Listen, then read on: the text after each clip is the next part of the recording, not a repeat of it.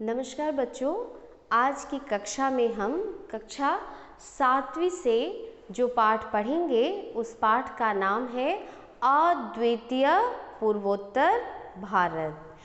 आज इस पाठ में हम अद्वितीय पूर्वोत्तर भारत के बारे में पढ़ेंगे, जिसमें हम जो भारत का जो सर्वाधिक जो क्षेत्र जो पूर्वोत्तर भारत का क्षेत्र है, जिसे सेवन सिस्टर्स के नाम से जाना जाता है, जिसमें असम, मेघालय, त्रिपुरा, अरुणाचल प्रदेश, नागालैंड, मिजोरम, मणिपुर और सिक्किम आते हैं। तो बच्चों, ये जो उत्तरी पूर्वी भारत का जो उत्तर पूर्वी जो छोर है, उत्तरी पूर्वी जो क्षेत्र है, इसे अद्वितीय कहा गया है। अद्वितीय अर्थात यह इसके जैसा कोई दूसरा नहीं है, क्योंकि यहाँ जो प्राकृतिक संपदा है, जो हरे जो चाय के बागानों के खेत आपको देखने के लिए मिलेंगे, इसकी जो छटा है, यहाँ जो जानवर यहाँ पाए जाते हैं, जैसे कि कहा गया है कि 12 सिंह हिरणों के जो झुंड है, ठीक है, बौद्ध मठों की जो पवित्र ध्वनियाँ सुनने के लिए मिलती है, तो ऐसा प्रतीत होता है कि आपका मन आनंद से भर जाता है। और ये सारी चीज़ें आपको और कहीं दिखाई नहीं देती है, इसीलिए इस पाठ का नाम अद्वितीय पूर्वोत्तर भारत है। इस पाठ में आपके सभी राज्यों के बारे में अलग अलग दिया गया है, जो आज हम पढ़ेंगे, और एक एक करके हम इस पाठ के बारे में जानेंगे और इन राज्यों की जो विशेषता है, मुख्य जो खान पान है, रहन सहन है, मुख्य त्योहार है, इन सभी को हम इस पाठ के द्वारा आज देखेंगे। तो आप देखिए, जो पूर्वोत्तर भारत है, सबसे पहले ये जानिए कि उसकी सीमाएं किन किन देशों से होके गुजरती है। तो जिसमें नेपाल, चीन, भूटान, बांग्लादेश, म्यांमार आदि देशों से इसके जो सीमा है सटे हुए है, और इसीलिए भारत का प्रहरी वन इन विदेशी तत्वों को निर्ममता से स्वयं पर झेलता भी है। यह राज्य इसलिए महत्वपूर्ण भी है। और दूसरी ओर हमारे कुछ पड़ोसियों से जो रिश्ते हैं वो भी प्रगाढ़ करता है। और इस क्षेत्र के विकास के लिए सरकार ने एक जो विशेष योजना बनाई है, लुक ईस्ट पॉलिसी और विकास परिषद अर्थात नॉर्थ ईस्टर्न काउंसिल। तो बच्चों, चलिए शुरू करेंगे। आज हम सबसे पहले असम के बारे में पढ़ेंगे, ठीक है। असम को पूर्वोत्तर भारत का प्रवेश द्वार कहा गया है, मतलब जहां पूर्वोत्तर भारत का एंट्री होता है, अर्थात जब वो हमारा प्रवेश है, और उसके बाद ही हम बाकी राज्यों की भ्रमण करेंगे। सामान्य रूप से ये मान्यता है कि असम अर्थात असमतल, मतलब असमान। तो आसाम की जो भूमि है वो असमान है, इसके कारण इसे असम कहा गया है। और एक और मान्यता है कि अहोम राजा के कारण भी इसे असम कहा गया है। तो ये तो हुई आसाम के नामकरण की कहानी। उसके बाद देखिए कि यहाँ कहाँ कहाँ से लोग आके बसे। यहाँ मंगोलियन, इंडो ईरानी, इंडो बर्मीज, तिब्बती, वर्मी नस्लों और इनके भाषा समूहों के लोग परस्पर हैं। यानी इनकी मूल संस्कृति और भाषा के साथ साथ मेल से बनी भाषा संस्कृतियाँ भी खूब प्रचलित है। और असम की प्रमुख नदी ब्रह्मपुत्र है। विश्व का सबसे बड़ा नदी द्वीप माजुली ब्रह्मपुत्र में ही स्थित है।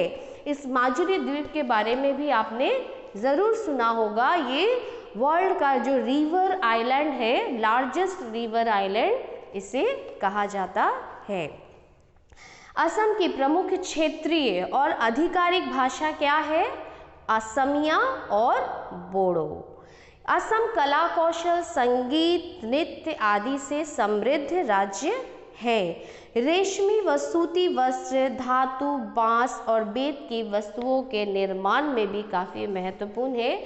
आप देखिए असम में गुवाहाटी से कुछ ही किलोमीटर दूर एक स्वालकोची करके जो एक गांव है, वहाँ जो सभी लोग हैं वो रेशमी वस्त्र, वो जो रेशम का जो कीड़ा है जिसे निकाल के मेखला चादर या कपड़े बनाए जाते हैं, रेशमी वस्त्र बनाए जाते हैं, जो अंतर्राष्ट्रीय स्तर पे सम्मान पाते हैं और अंतर्राष्ट्रीय स्तर पे भी लोग पसंद करते हैं, जिसे मुगा सिल्क कहा जाता है, जो आसाम की खासियत है। यहाँ घरों में लोग अपने अपने घरों में लोग ताँत बैठाते हैं और खुद कपड़ा तैयार करते हैं।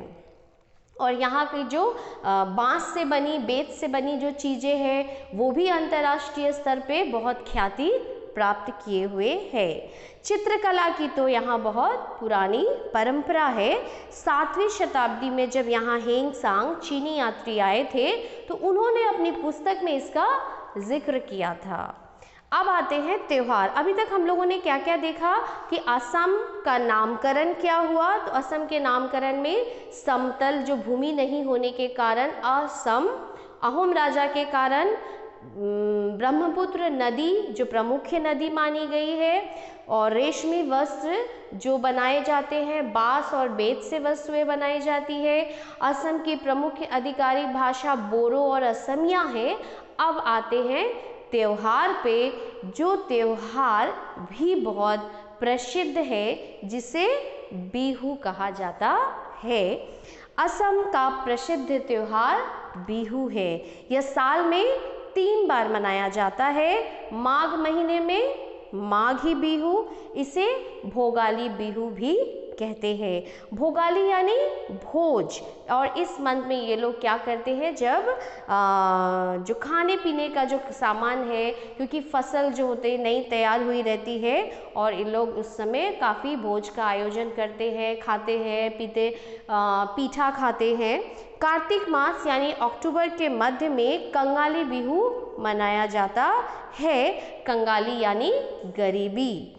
यह वह अक्सर होता है जब नई फसल तैयार नहीं होती है और पुराने अनाज के भंडार खाली हो जाते हैं।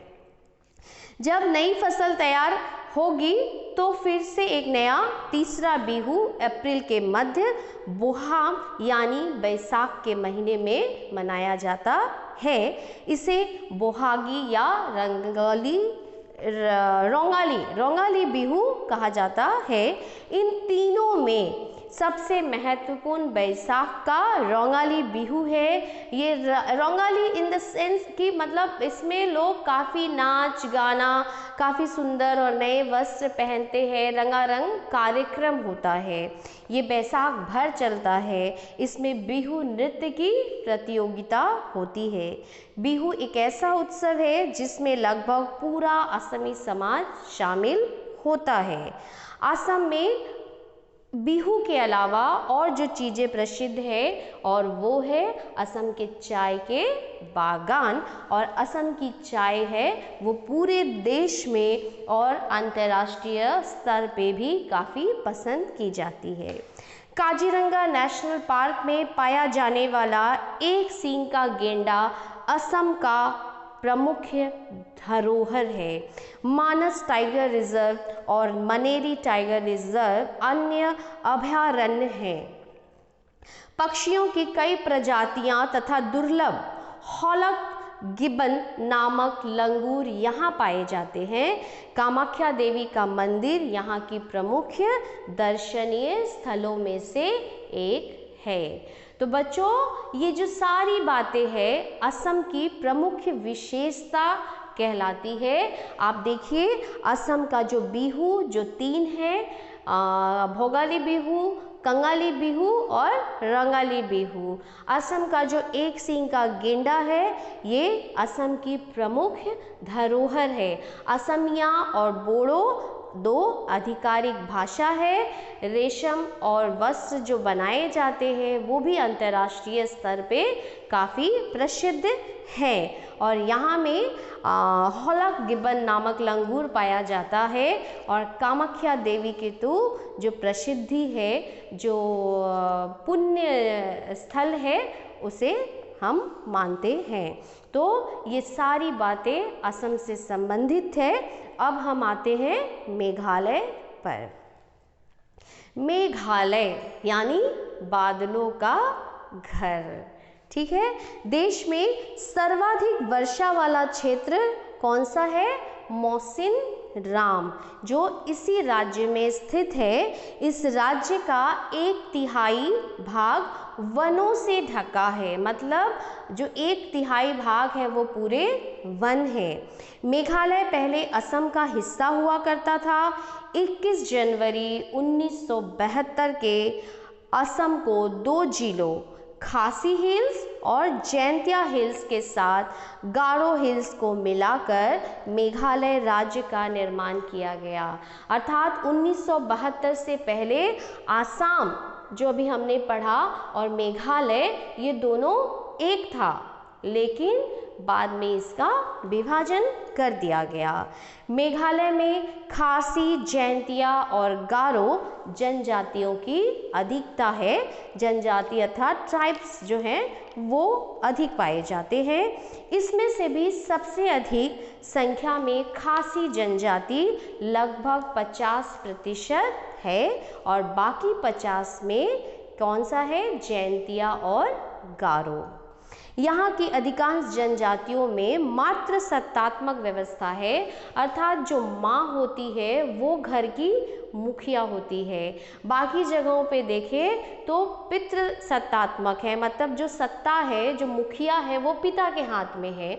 लेकिन मेघालय की ये विशेषता है कि यहाँ मात्र सत्तात्मक व्यवस्था है। मेघालय ही एक ऐसा एकमात्र राज्य है। यहाँ वंश परंपरा का उत्तराधिकार स्त्रियों से चलता है। यह परंपरा खासी, जैंतिया और गारो तीनों जनजातियों में प्रचलित है।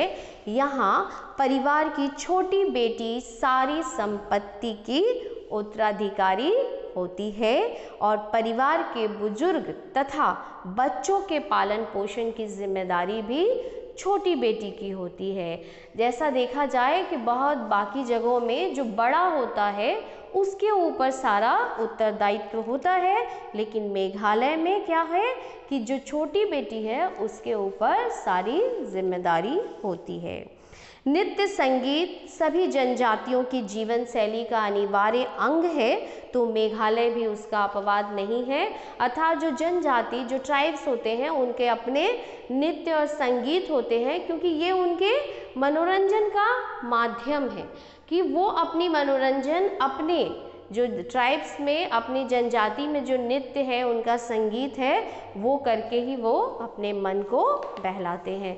तो बच्चों, अभी तक हम लोगों ने 2 राज्य के बारे में जाना और पढ़ा। पहला था असम, दूसरा मेघालय। तो मेघालय के बारे में जो प्रमुख बातें हैं कि यहाँ खासी, जैंतिया, गारो 3 जनजाति प्रमुख हैं। मेघालय में मात्र सत्तात्मक, मतलब जो लड़कियां हैं, माताएं हैं, उनके हाथ में सत्ता है, और जो खासी है उनकी प्रतिशत 50% है, जो सबसे ज़्यादा है। इस तरीके से मेघालय में मौसिनराम भी एक ऐसा जगह है जो विश्व प्रसिद्ध है, और भारत में भी सबसे ज़्यादा वर्षा जहाँ होती है उसके लिए प्रसिद्ध है। अब आते हैं हम लोग नागालैंड चलते हैं। नागालैंड को उत्तर पूर्व का स्विट्जरलैंड माना जाता है। ये पहाड़ी क्षेत्र है और रोमांच के दीवाने पर्यटकों के लिए बड़ी शानदार जगह है। नागा नामक मैदानी लोग द्वारा दिया गया है। संस्कृत में पहाड़ को नग भी कहते हैं। तो आप ये चीज़ समझिए कि नागालैंड का जो नाम है नग, नग का अर्थ है पहाड़, अर्थात जो पहाड़ों से घिरा है, जहाँ पहाड़ों की प्रमुखता है, उसे नागालैंड कहा गया है। ठीक है। और इसलिए यहाँ रहने वालों को नागा नाम से जाना जाता है। नागाओं की 16 जातियाँ हैं, सब में अलग अलग वेशभूषा है जिनसे उनकी पहचान हो जाती है। इनके कपड़े बहुत सुंदर होते हैं और ज़्यादातर मोटी ऊन के बने होते हैं। ये अपने साथ कुछ हथियार रखते हैं जो इनकी वेशभूषा का ही एक हिस्सा लगते हैं। आपने देखा होगा जो नागालैंड की जो लोग हैं उनका जो वस्त्र है वो काफ़ी सुंदर लगता है और ये लोग काफ़ी खुद भी सुंदर होते हैं और मिलनसार प्रवृत्ति के होते हैं। देह दृष्टि पर मंगोल प्रभाव स्पष्ट दिखता है, अर्थात ये इनका ये जो देखने में है वो मंगोलियन जो इफेक्ट है वो काफ़ी स्पष्ट तरह से दिखता है, लेकिन इनकी आंखें मंगोल जैसी नहीं होती है। नागा लोग नाचने और गाने के शौकीन होते हैं तथा उत्सव प्रेमी भी होते हैं। नागालैंड अपने कोहिमा वार के लिए भी प्रसिद्ध है। द्वितीय विश्व युद्ध के दौरान सन 1944 में जापानी फौजों को यहीं रोका गया था। इस युद्ध में जापानियों को मिली करारी हार के कारण इसे पूर्व का स्टालिनग्राड भी कहा जाता है। यहाँ की मुख्य भाषा अंग्रेजी है और राज्य में साक्षरता का स्तर 60% से ऊपर है। तो देखिए हम लोगों ने नागालैंड के बारे में पढ़ा कि नागालैंड की क्या क्या प्रमुख विशेषता है। इसे स्विट्ज़रलैंड कहा गया है, इसकी जो खूबसूरती है इसीलिए, और ये पहाड़ी क्षेत्र है, यहाँ पर्यटक आके बहुत रोमांच का अनुभव करते हैं। नागा नग शब्द अर्थात पहाड़ों से जाना जाता है, इसीलिए यहाँ के लोगों को नागा कहा गया है। ठीक है, और इनकी जो रूपरेखा है वो मंगोल जो है उनसे ज़्यादा मिलती है, उसका स्पष्ट प्रभाव दिखता है और इसे स्टालिनग्राड भी कहा जाता है और यहाँ की भाषा अंग्रेजी है। तो बच्चों आज हमने असम, मेघालय और नागालैंड के बारे में पढ़ा। अब हम अगली कक्षा में मिज़ोरम, त्रिपुरा, अरुणाचल प्रदेश, मणिपुर और सिक्किम के बारे में पढ़ेंगे। धन्यवाद।